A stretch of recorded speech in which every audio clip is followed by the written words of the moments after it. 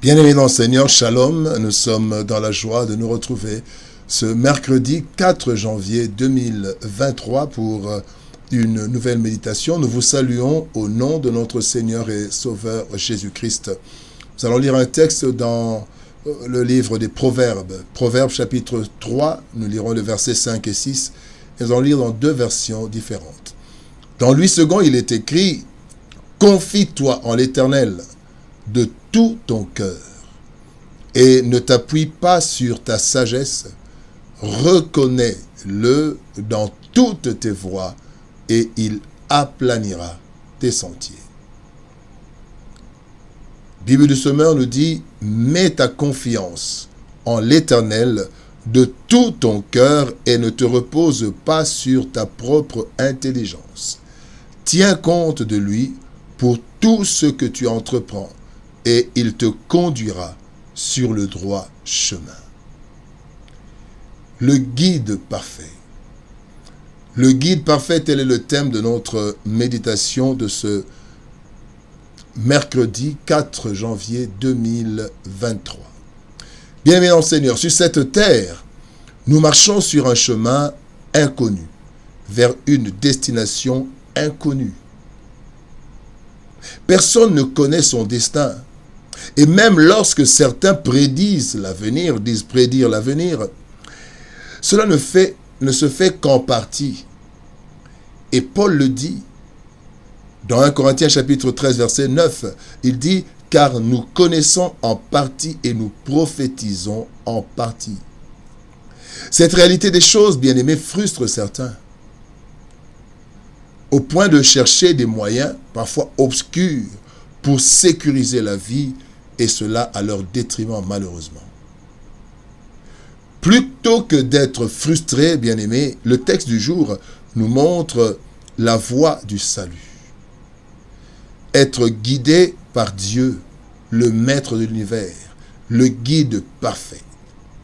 Et ce que nous devons faire pour assurer notre avenir dans ce monde aux multiples inconnus, c'est ce que nous allons voir. Nous allons voir ensemble les trois attitudes rassurantes. La première attitude, la Bible dit, confie-toi en l'Éternel de tout ton cœur. La première attitude, c'est de faire confiance totalement au Seigneur. Faisons totalement confiance au Seigneur. Le psaume 40, verset 5 nous dit, heureux l'homme qui place en l'Éternel sa confiance.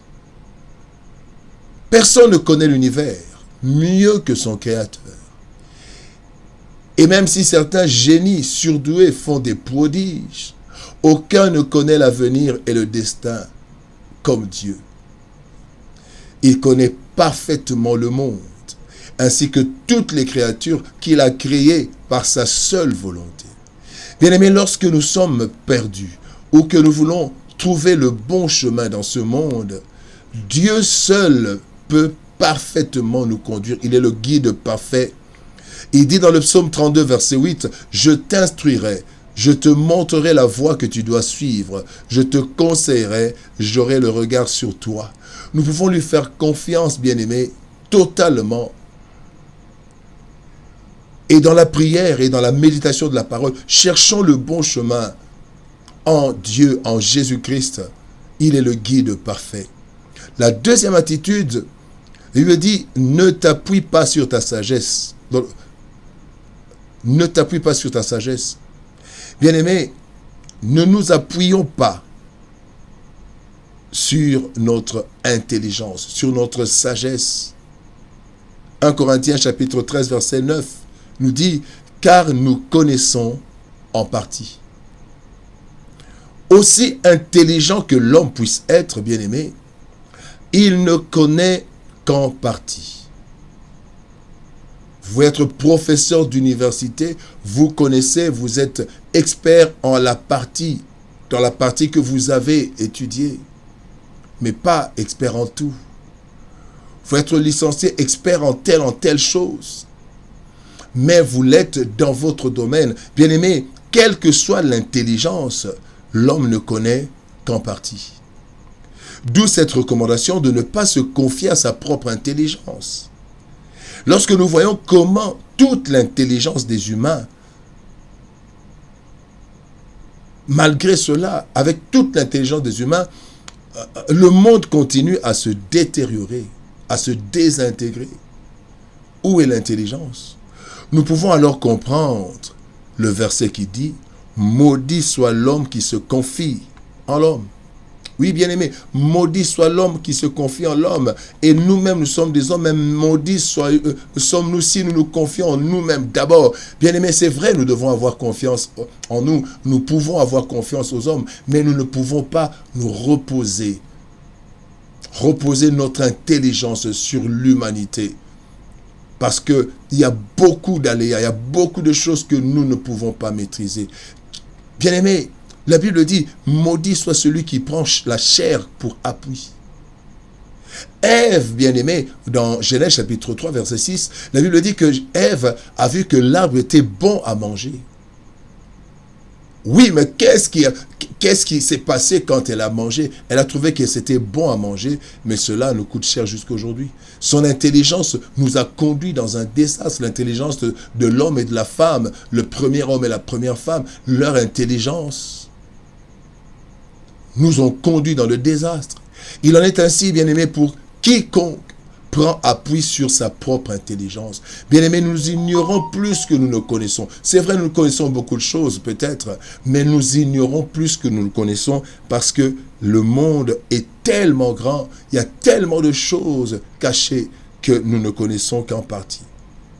La troisième attitude, bien-aimé, la Bible dit que nous devons tenir compte. En toutes choses, nous devons tenir compte de Dieu. Il est dit, reconnais-le dans toutes tes voies. Dans la Bible du Sommeur, il est dit, tiens compte de lui pour tout ce que tu entreprends. Tenons compte du Seigneur en tout. Dans Jean chapitre 15, verset 5, le Seigneur Jésus-Christ dit aux disciples, je suis le cep, vous êtes les sarments, car sans moi, vous ne pouvez rien faire. Nous avons l'obligation, bien-aimés, si nous voulons réussir, de tenir compte de notre Seigneur dans tout ce que nous entreprenons. Cela parce que nous avons été créés par lui, nous vivons par sa volonté, et nous allons en fin de compte nous présenter devant lui tôt ou tard. Donc nous devons toujours intégrer l'aspect spirituel, nous devons intégrer l'aspect Dieu dans tout ce que nous faisons. Lorsque les Écritures disent que Dieu honore ceux qui l'honorent, cela veut dire aussi ceux qui tiennent compte de lui dans tout ce qu'ils font, dans toutes leurs entreprises. Nous avons tendance parfois à mettre à l'écart Dieu dans certains cas. Pourtant, il doit être associé en tout, car ce que nous sommes et ce que nous avons, nous l'avons obtenu par sa grâce. Bien-aimé dans le Seigneur, le guide parfait, c'est le Seigneur. L'Éternel est le guide parfait. Il nous connaît parfaitement. Il connaît tous les chemins par lesquels nous devons passer pour notre bien. Il maîtrise les temps et les circonstances dont nous dépendons. Et il a un plan merveilleux pour notre avenir dans la paix.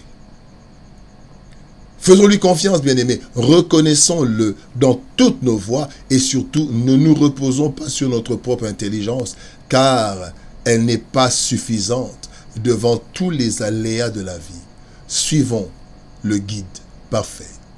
Prions. Guide parfait, éternel Dieu de gloire, nous te bénissons et te rendons grâce pour ton amour et ta bonté, pour ce moment que tu nous as accordé, éternel ô Dieu de gloire. Merci de nous conduire en toutes choses, toi le guide parfait. Aide-nous, Seigneur, à ne pas reposer, Seigneur, ô Dieu de gloire, notre vie sur notre propre intelligence. Que nous ne puissions pas, Seigneur, ô Dieu de gloire, t'écarter de nos voies et que nous puissions toujours tenir compte de toi dans tout ce que nous entreprenons. Seigneur, nous voulons te faire confiance.